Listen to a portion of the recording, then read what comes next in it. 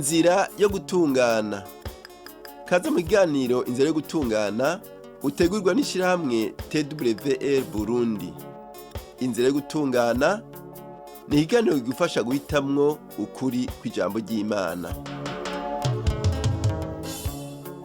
Amahoro y'Imana bane nawe mukunzi uriko uratwumviriza. Shalom, assalamu alaikum. Turakuramukije mu izina ry'Imana uhoraho nye n'amahoro, igomba ko umuntu wese atahura kandi agaca bugufi mu nzira yo gutungana. Muri kumwe na Pastori Jean Baptiste Nzeyimana. Turahimbawe cyane no kugushikiriza iki kiganiro inzira yo gutungana. Iki kiganiro tucita inzira yo gutungana kubera muri yo ariho dutegekanya guserangurira ivyanditswe by'abahanuzi bivuga uko abantu b'ibidambidambi bashobora kuba batunganye. Mbega gukurikira inzira yihe? Inzira yo gutungana canke inzira y'ubugarariji? Woba wifuza kumenya ivy'inzira yo gutungana iva ku Mana? Ijambo ry'Imana rivuga riti hahigwa abafise inzara n'inyota vyo kugororoka kuko aribo bazohazwa, nk'uko tubibona mu butumwa bwiza bwanditswe na Matayo 5:6. Kumbure hari abiyumvira bati turazi inzira yo gutungana,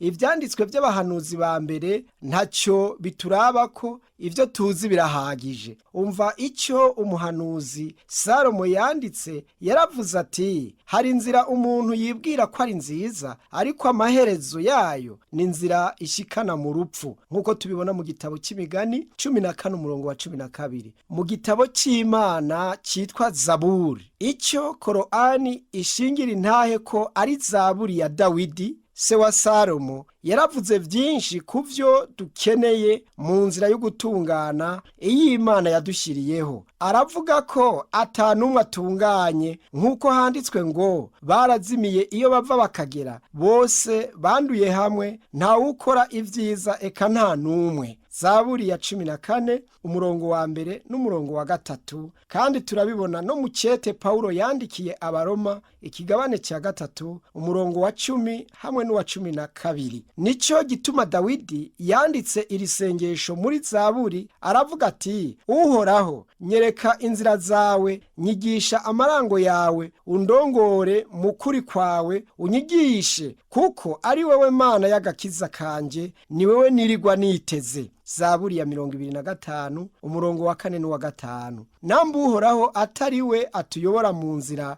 y'ugutungana, ntituzigera tumenya inzira y'ugutungana. Ariko ijambo ry'Imana riratubwira ko Imana itagomba umuntu n'umwe yohona, ariko igomba ko abantu bose bakizwa bagashika ku kumenya ivy'ukuri. Ayo majambo tuyasanga mu cete Petero yanditse ca 2 ikigabane ca 3:9, n'icete ca mbere Paulo yandikiye Timoteyo 2:4. Bagenzi, nta kintu na kimwe c'akamaro gisumba kumenya ko uri mu nzira y'ugutungana ija ku Mana. Muri ibi biganiro by'inzira yo gutungana tuzoserangurira hamwe ivyanditswe mu ijambo ry'Imana, tuzokurikirana inkuru z'abahanuzi umwe ku wundi kuva ku ntango kugeza ku mpera. Ijambo ry'Imana rifise itanguriro rikagira n'iherezo, kubw'ivyo turategekanya guserangurira hamwe inkuru dusanga mu vyanditswe duhereye aho Imana ubwayo ihera, aho rero ni mu itanguriro. Tuzorabira hamwe ibihambaye vy'Imana n'abahanuzi, tuzobona yuko naho ivyanditswe vyeranda vyanditswe n'abahanuzi batandukanye, bose banditse ivyahumetswe n'Imana yo nyene ubwayo. Ivyanditswe n'abahanuzi birimwo ubutumwa bwinshi, ariko ubutumwa nyamukuru n'ubu: inkuru nziza y'ukuntu abantu bashobora gutunganira Imana. Kubw'ivyo turaguhaye kaze wumviriza iki kiganiro inzira yo gutungana. Imana iratubwira mu ijambo ryayo ko impera abayirondera, niko tubibona mu cete candikiwe Abaheburayo 11:6. Kuri abo bose bayirondera mu kuri, Imana ibaha isezerano ari ryo ryiri: muzondondera kandi muzombona, nimwandondeza umutima wanyu wose. Aha muri iki kiganiro inzira yo gutungana tuzokunguka ubumenyi mu vyerekeye Imana n'ijambo ryayo. Mbega Imana yobisa gute? Canke Satani yavuye he? Woba uzi igituma Imana yaremye umuntu? Mbega icyaha cinjiye mu isi nziza nk'iyi gute iyo Imana yiremeye? woba umaze gusoma na rimwe inkuru zitangaje z'umuhanuzi Nowa n'ivy'umwuzure? Mu by'ukuri woba uzi ivy'abahanuzi banditse? Woba uzi igituma Aburahamu yiswe umukunzi w'Imana? Woshobora gusigurira neza bagenzi bawe canke abana bawe ubutumwa bw'abahanuzi? Imyaka myinshi irahaciye, umuhanuzi Yobu, uwitwa Ayubu mu Cyarabu, abajije ikibazo ati, ariko umuntu yoshobora ate kubutunganya imbere y'Imana? Tubibona mu gitabo cy'uwavugishwa n'Imana Yobu 9:2. Woba uzi inyishu y'Imana kuri ico kibazo cya Yobu? Woba uzi uko woba utunganye imbere y'Imana? Niba wipfuza kumenya inyishu kuri ivyo bibazo n'ibindi, turagutumirira kumviriza iki kiganiro Inzira yo Gutungana. Mu by'ukuri ijambo ry'Imana ntiriserangurika, ni rizima kandi n'iry'ubushobozi. N'ikirushira igico, ijambo ry'Imana ritwereka icyo umuntu ari koko. Ivyanditswe biravuga biti, kandi imbere yayo nta cyaremwe gihishijwe, ariko byose vyambaye ubusa, biragaragara imbere y'inyonga z'iyizotubaza ivyo twakoze. Tubibona mu cete cyandikiwe Abaheburayo 4:13. Mu mwanya muto dufise uyu munsi, hari icyo tubwirizwa kumenya. Imana iravuga. Imana yaravuganye n'umuntu kandi iragomba kuvugana nawe. Mbega hamwe woronka ikete rivuye kure cyane ku mwami ahambaye, mbega worisoma? Mbega wokwiyumvira ko ari ikete risanzwe? Mbega woha agaciro amajambo yakwandikiye? N'akahe gaciro dukwiye guha ikiyago uhoraho ari hejuru ya byose ariko avugana natwe? Ni gute Imana yavuganye n'umuntu? Ivyanditswe vyera biratubwira ngo kera Imana yabaririye basogokuruza ibicishije mu kanwa k'abahanuzi mu bihe byinshi no mu buryo bwinshi. Ivyo tubibona mu cete cyandikiwe Abaheburayo 1:1. Imwe mu nzira Imana yavuganye n'abantu ni mu kanwa k'abahanuzi. Ijambo ry'Imana riravuga riti, irya mbere mukwiye kumenya nuko ata jambo ry'abavugishwa n'Imana ryo mu vyanditswe rishobora gusobanurwa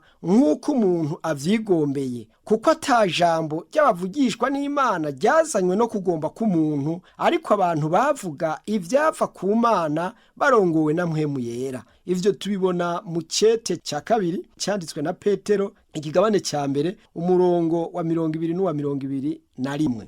Kubera iki Imana yashyize mu bahanuzi kwandika ivyanditswe vyayo vyera? Yabikoze kugira abantu bayo bari mu mahanga yose bamenye icyo Imana igomba. Imana yakoresheje abahanuzi kuko yagomba kuvugana nanje nawe ibicishije mu vyo banditse. Ivy'Imana yavuze ibicishije mu bahanuzi bayo ni ngirakamaro cyane kuri twebwe turi uyu munsi. Imana igomba ko twese tumenya ubutumwa bwayo yahaye abahanuzi. Imana igomba ko tumenya ijambo ryayo, tukaryizera kandi turyubahe rwose. N'ivy'ukuri rimwe na rimwe turumva abagwanya Bibiliya bakavuga ngo ntawo kwizera Bibiliya kuko yuzuye ibinyoma kandi ngo yarahinduwe. Ariko kuri uwo wese ariko agwanya ijambo ry'ukuri, ariko agwanya Imana ubwayo. Hariho umugani uvuga ngo iriryo ubwayo ntiryogwana n'urutare. Ijambo ry'Imana n'urutare, umuntu nawe ni nk'irigi. Umuntu ntiyoshobora guhindura ijambo ry'ukuri ry'Imana, ariko ijambo ry'Imana ry'ukuri niryo rihindura umuntu. Imana irahambaye kandi ishoboye gukingira ijambo ryayo ritazoshira. Ivyo ni vy'Imana yivugiye ubwayo mu butumwa bwiza nk'uko bwanditswe na Matayo 24:35.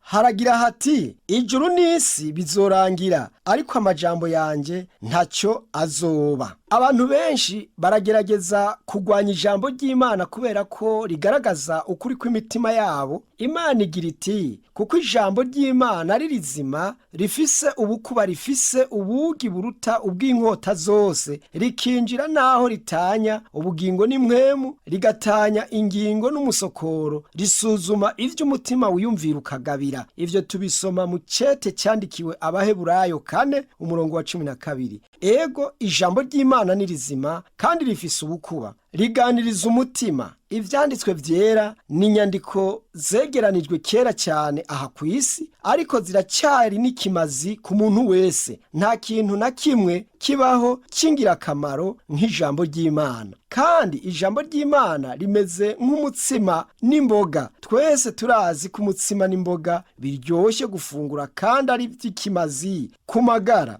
ariko vyongirira ikimazi ari uko nabifunguye. Rero ntegerezwa kubifungura. ni ukuvuga ngo ntegerezwa kurimbura ijambo ry'Imana mu gihe mba ngomba ko ringirira akamaro, kubera ari ryo rigaburira umutima wanjye. Nicyo gituma Imana ivuga iti, vyanditswe ngo umuntu ntatungwa n'umutsima gusa, ariko atungwa n'ijambo ryose riva mu kanwa k'Imana. Ayo majambo tuyasanga mu butumwa bwiza nk'uko bwanditswe na Matayo kigabane cya 4 ku murongo wa 4. Ijambo ry'Imana ni imfungurwa zigaburira umubiri kandi zikagaburira umutima n'umushaha. Nuko rero turabwira wewe wubaha Imana kandi wumviriza ijambo ryayo tuti, ushyiremo inkomezi ukurikirane ku munsi iki kiganiro inzira y'ugutungana. Muri iki kiganiro uzokunguka byinshi mu byahanuwe kera, wongere wige uko wogororoka imbere y'Imana yera. Imana iravuga kandi igomba kuvugana nawe. Imbere yuko dutandukana uyu munsi, twagira dutange umucyo ku kintu kimwe. Muri ibi biganiro byacu ntituzigera twisunga ikintu na kimwe cyanye umuntu n'umwe kiretse ivyanditswe mu vyahishuwe n'Imana. Twebwe dutegura ibi biganiro nta kundi kuri na kumwe tuzi kw'Imana kiretse uko Imana yagaragaje mu vyanditswe vyera. Uko niko kuri umuhanuzi Yohana umuhungu wa Zakariya mu butumwa bwiza Injiri yemeje neza ko ariko kuri. Ntacyo umuntu ashobora kuronka ubwiwe atagihawe kivuye mu ijuru. Ayo n'amajambo dusanga mu butumwa bwiza nk'uko bwanditswe na Yohana ikigabane cya 3 ku murongo wa 27. Wobuze icyo Imana ivuga mu vyahishuwe? Woba uri mu bafise inzara n'inyota by'ijambo ry'Imana no kugororoka k'ukuri?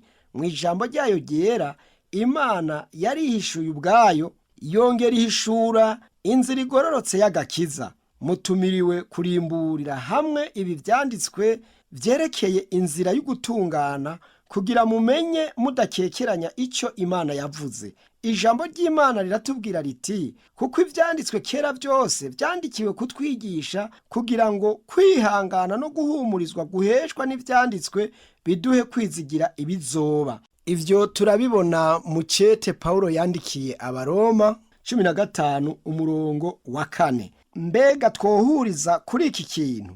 Imana iravuga kandi kigomba nuko abantu bose bumviriza ijambo ryayo kugira babeho, abato n'abakuze, abagabo n'abagore, abatunze n'abakene. Imana iriko irabwira uwo ari we wese muri twebwe iti, mutege amatwi muze kuri jewe munyumve, niho ubugingo bwanyu buzobaho. Nk'uko ayo majambo tuyasanga mu gitabo cy'uwavugishwa n'Imana Yesaya ikigabane cya 55 umurongo wa 3. Mukunzi, turagushimiye bivuye ku mutima kuba wakurikiranye iki kiganiro. Mu kiganiro gikurikira, Imana ibikunze, tuzogushikiriza icigwa cya 2 kivuga kiti, mbega Imana ni iki? Imana iguhezagire kandi ushire ku muzirikanyi uyu murongo wo mu vyanditswe vyera uvuga uti, mutega amatwi muze kuri jewe munyumve, niho ubugingo bwanyu buzobaho.